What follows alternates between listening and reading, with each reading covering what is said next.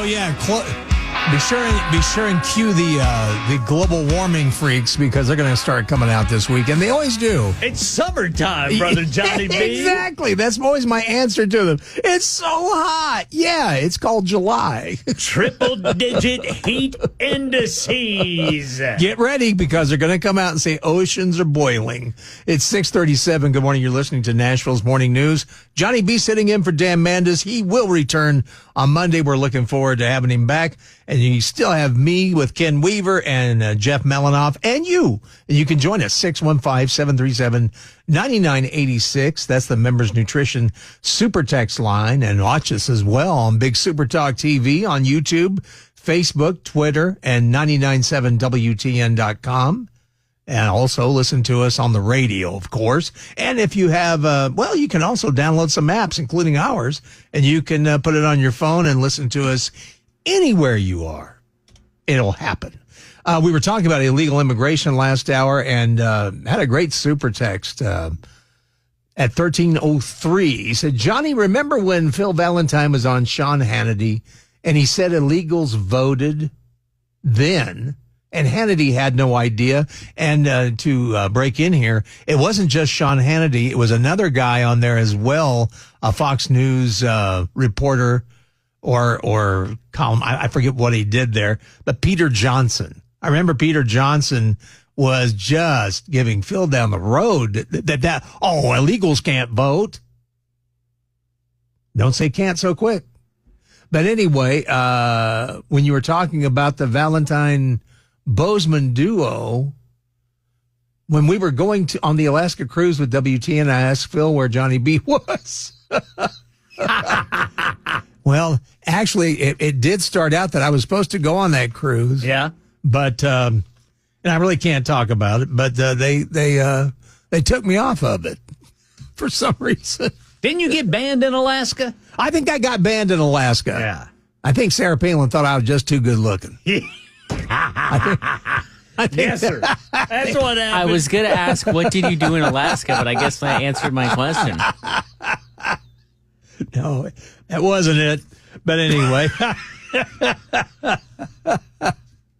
it's a funny story, but one I can't tell on the air. But anyway, legally, I would have loved to have gone on the cruise, but to be honest, I'm not a big cruise person. I don't. Everybody gets sick. Well, and I just don't want to spend. I mean, it's nothing against people. People think I dislike people. I don't. No, you like people, Brother I Johnny love B. people. I love just people. in this very small quantities. Well, exactly, and I like a lot of alone time, and especially if I'm on a vacation. Yeah. To me, a vacation. If you tell me, hey, we're going to put you on a big boat or a big ship with about thousands of other people in tight quarters. However, unlimited buffet. Man, I can find that anywhere. Yeah. But cruise buffets vacation buffets hit different than regular buffets, though. Like at hotels. Okay, well, how's and stuff that? like that. How's that? Yeah. Explain. I can't. It's so hard. It's just a feeling you get. So I was in Mexico with my family last year, and we it was like that all inclusive place. Like it was the first time we ever tried this all inclusive, and the buffet I don't know. It just felt better than most. I don't know. The food was good. The food was always good, but just the fact that you can literally just any moment of the day walk up there and just take food and not have to worry about anything. It just makes it taste better. I don't know how to describe it, okay? It's just a feeling of freedom. I like your description. It's just freeing. That's actually, I like that idea too, Brother Jim. And you don't have to think about work. It's sunny out, it's warm, you're just with people you like. How many times did you go back and forth? Oh, God.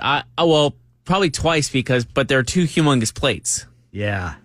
Like I don't leave anything. If I see something, I'm taking it. I don't go, I'll grab that later. No, I see it, I'm grabbing it. Plates or sheet pans? You're going to survive in this business. I wish sheet pans. You're going to survive well in this business for two reasons. One, you're always here on time. Yep. That is not dependable. That's 97% of being successful in radio. Another one, never turn down free food. No, sir. Well, you could thank my dad on the first one because I first started working for him, and he was there before I was late. No matter what time I was supposed to be there, I got to be there before my dad. Yeah, that's a problem. That is a problem. Yes, it is. And we were talking about voting, too. I want to read some of these super texts, but at 8602, he breaks in and says, our Constitution only allows for American citizens to vote. All Republicans have to do is enforce the law and throw out their votes. That's hateful. Yeah. That's hate. Man, that's racism. That's racism, sir. That's what the Democrats would say. But he's right. He's right. Well, that's what Republicans are trying to do with this this legislation in the House that they passed. But if you it's notice, not going anywhere in the Senate. No, and the Democrats are going to paint it in the same, which we played some sound earlier this hour, where they were saying, oh, it's just trying to keep Americans from voting. Yeah. No, it's not. And it has nothing to do with Americans. It has to do with illegal immigrants that have flooded into this country. And, it drives me crazy. There's a lot going on in the news. I would like to give you some good news to chew on because we hear I'm kind of overdosing on is Biden going to stay or not? And I'm overdosing on the big boy press conference. I know we got to cover it. I know we got to hear it. But let's hear something that's a little more positive, shall we? Let's do it, Brother Johnny B. This happened in Mooresville, Indiana. This is some good news out of there. This comes from our own Channel 2, WKRN. All right. A child from that town has been reported safe. He's been found safe. He's been missing since 2022. According to the police department there, authorities found the young man, his name is Stephen Bryan, at a home in Bloomington, roughly 35 miles away. Found him on Tuesday. After 2 years. After 2 years, he was taken when he was 3 years old. Wow. And he was taken by a gentleman named Caleb Blevins, who was at that time 30 years old. He was the boyfriend to the young boy's mother. And Stephen Bryan, he's, of course, the young man that was taken. His father reported his son missing in July of 2022, it says. Anyway, Indiana State Police said at the time they were believed to be with Bryan's mother, Deborah Bryan. And, of course, they say she was reportedly in a relationship with Blevins. And eventually said officials with the Mooresville Police Department issued a warrant for Deborah Bryan's arrest, charging her with interference with custody. And then on Tuesday, police said while using surveillance, the department was contacted about 3 individuals, later identified as the boyfriend, the mother, and the young child at this Bloomington home. After a search warrant was conducted, officials were able to find all 3 at the home. Deborah Bryan was taken into custody on her outstanding warrant of interference with custody. Mooresville police said they believe Blevins was going to be taken into custody for assisting her. So this says that they say that the boy is back home and everything is good. So they said, were they hiding him? Well, apparently the mother was not supposed to have custody at all. Okay. And apparently the boyfriend took the boy. Okay. And hit him. Yeah, and hit him. Wow. 2 years. But they found him, and that's good news. And I love hearing good news. And I thought we needed something positive, and so I'll give you that to chew on today. It's 6:45. It's time to check the roads on Super Talk 99.7 WTN. Thank you, Jack. Looks like a great day. Partly sunny, high of 92. Enjoy it while we got it, though, because starting tomorrow, we get back into the heat. It's going to be in the mid to upper 90s all throughout till finally on Monday we hit the big 100. Let's hope T-Dot gets out there and treats those roads. Yeah. In fact, I think, Ken, we may have to might have to stay home, get a hotel room, Brother Johnny. Yeah, we may have to, Ken. With a buffet. Brother Jeff, you're going to fit right in, Yes, dude. you are. You're already part of the family, brother. Appreciate it. Already thinking about free food. I love it. 6:47. If you need to get anywhere by 7, you're in trouble. But anyway, Representative Alexandria Ocasio-Cortez, guess what she's done? She's introduced articles of impeachment against conservative U.S. Supreme Court Justices Clarence Thomas and Samuel Alito. According to her, she says that both justices, their pattern of refusal to recuse from consequential matters before the court in which they hold widely documented financial and personal entanglements constitute a grave threat to the American rule of law, the integrity of our democracy, and one of the clearest cases for which the tool of impeachment was designed. This is what she said in a statement about her article. She said, the unchecked corruption crisis in the Supreme Court has now spiraled into a constitutional crisis, threatening America's democracy writ large. The Congresswoman said in her statement that her articles of impeachment against Thomas include him, that they accuse him of failure to disclose financial income, gifts and reimbursements, property interests, liabilities and transactions, among other information, also a refusal to recuse from matters concerning his spouse's legal interest in cases before the court, and also refusal to recuse from matters involving his spouse's financial interest in cases before the court.